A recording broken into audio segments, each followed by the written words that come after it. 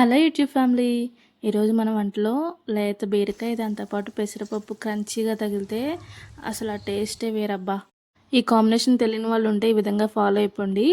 మళ్ళీ మళ్ళీ అడిగి చేయించుకొని తింటారు, అంత బాగుంటుంది రెసిపీ. సో దానికోసం బీరకాయలు అయితే చేదు ఉన్నాయో లేదో చూసుకొని చెక్కు తీసేసి చక్కగా ఈ విధంగా ముక్కలు కట్ చేసుకొని, ఇంకోవైపు పెసరపప్పు అయితే ఒక 3 సార్లు కడిగేసి ఈ విధంగా పెట్టేసుకున్నా. ప్రాసెస్లోకి వెళ్ళబోయే ముందు ఒక చిన్న లైక్ ఇచ్చి సబ్స్క్రైబ్ చేసుకోండి. సో ఇప్పుడైతే బాండి పొయ్యి మీద పెట్టేసి సరిపోయినంత ఆయిల్ వేసుకుని హీట్ అయ్యాక ఆవాలు జీలకర్ర వేసేసి అవి కూడా చిటపట్లాడిన తర్వాత మనం కట్ చేసుకున్న బీరకాయ ముక్కలు వేసేసి చక్కగా వేపుకోవాలి. బీరకాయ శనగపప్పు కాంబినేషన్ మీలో ఎంతమందికి తెలుసు? చాలా అంటే చాలా బాగుంటుంది అది కూడా. కాకపోతే శనగపప్పు అనేది ముందు రోజు నైటే నానబెట్టుకోవాలి మార్నింగ్ కర్రీ చేయాలంటే. చక్కగా ఈ విధంగా మూతపెట్టి ఉడికించుకుంటే పోషకాలు ఏం పోవు. ఒక 2 నిమిషాల తర్వాత ఈ విధంగా పసుపు వేసేసి ఒకసారి కలిపేసి మళ్ళీ మూత పెట్టేసుకుంటే చక్కగా బీరకాయలనే మనకు పుష్కలంగా వాటర్ ఉంటాయి, ఆ వాటర్తోనే ఉడికిపోతుంది. వేసవిలో ఇలాంటి కర్రీస్ ఎక్కువ తీసుకుంటే మంచిది, ఎందుకంటే చలవగా ఉండేవి తీసుకుంటే హీట్ అనేది కంట్రోల్ అవుతుంది బాడీలో. బీరకాయ చలవే, దాంతోపాటు పెసరపప్పు కూడా చలవే కదా. ఒక 10 నిమిషాలు ఉడికించిన తర్వాత తీసి చూస్తే ఈ విధంగా చక్కగా వాటర్ వచ్చేసి ఉంటాయి. ఈ స్టేజ్లో నేనైతే పెసరపప్పు యాడ్ చేసుకుంటున్నా. ఎందుకు అంటే నాకు కొంచెం మెత్తగా తినటం ఇష్టం.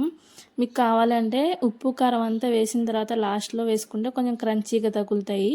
నేనైతే ఈ స్టేజ్లో వేసేసుకున్నా. సో కొంచెం నీరు తగ్గిన తర్వాత ఈ విధంగా నాకు రుచికి సరిపడినంత ఉప్పు వేసుకుంటున్నాను.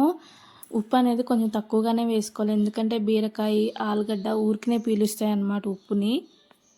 ఉప్పు వేసాక మూత పెట్టేసి ఇంకో 2 మినిట్స్ ఉడికించుకుంటే, ఇప్పుడైతే ఈ స్టేజ్లో కారం వేసేసుకుంటే ఈ వాటర్తో ఉడికిపోతుంది. వాటర్ అన్నీ ఇంకిపోతాయి కాబట్టి బీరకాయకి పట్టిద్ది అనమాట ఉప్పు కారం. ఈ కూర చేసుకునేటప్పుడు మొత్తం అంతా మీడియం ఫ్లేమ్లో లేదా సిమ్లో ఉంచుకొని చేసుకోవాలి, ఎందుకంటే హైలో పెడితే వాటర్ అన్నీ తొందరగా ఇనికిపోతాయి. నా చిన్నతనంలో ఒక జ్ఞాపకాన్ని పంచుకుంటా. ఈ విధంగా బీరకాయలన్నీ కట్ చేసి పెడితే అమ్మ కూర చేసేలోపు సగం తినేసేదాన్ని. ఇప్పటికీ అలవాటు ఉంది, పచ్చివే తినేస్తా, ఎందుకో తెలీదు. కొంతమంది అయితే బీరకాయనే ఇష్టపడరు, నాకు సొరకాయ అంటే ఇష్టం ఉండదు, కానీ బీరకాయ అయితే ఈ విధంగా పచ్చివే తినేస్తా. సో ఆల్మోస్ట్ కర్రీ అయితే రెడీ అయిపోయింది. చూసారు కదా, ఆయిల్ అనేది సపరేట్ అయిపోయింది. ఇంక ఈ స్టేజ్లో స్టవ్ ఆఫ్ చేసుకొని సర్వ్ చేసుకోవడమే. చాలా అంటే చాలా బాగుంటుంది, మస్ట్గా ట్రై చేయాల్సిన రెసిపీ. ఈ రెసిపీ ఎలా అనిపించిందో కమెంట్ చేయండి. ఇలాంటి మరిన్ని మంచి మంచి వంట వీడియోస్తో మీ ముందుకు వస్తూ ఉంటాను. నా ఛానల్కి అయితే మీకు కంటిన్యూస్ సపోర్ట్ ఇవ్వండి, లైక్ చేయండి, షేర్ చేయండి, సబ్స్క్రైబ్ చేసుకోండి. థ్యాంక్ యూ ఫర్ వాచింగ్ అండి. Bye bye.